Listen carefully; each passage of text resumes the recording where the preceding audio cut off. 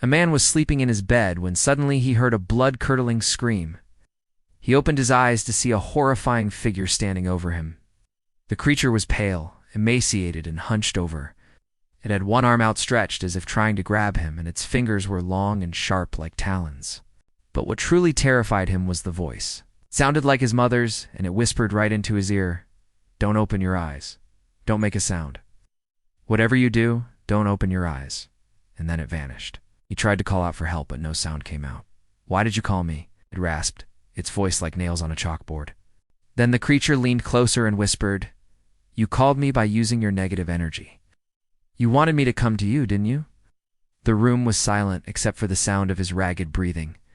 But he also knew that the creature would be back, and next time it wouldn't be so easy to escape its clutches.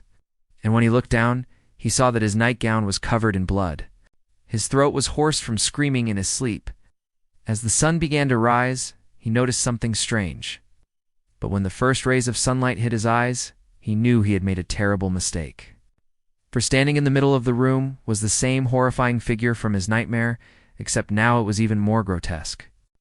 Its skin was a sickly green color, and its eyes glowed an eerie red in the morning light. It lunged towards him, its claws extended, and he screamed at the top of his lungs. But no sound escaped his lips. Instead, a thick black fog began to pour out of him, taking the shape of a small bird. It was a being that fed on the life force of sleeping people, leaving them as withered husks once it was done.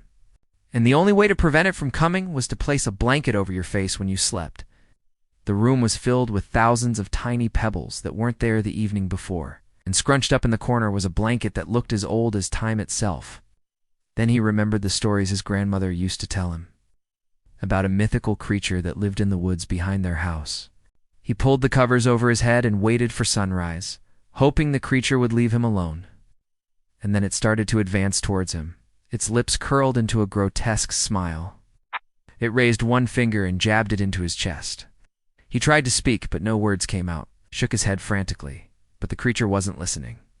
The creature screeched and flapped its wings, and in a flash it was gone. As the first rays of sunlight hit his eyes, he knew he had survived the night.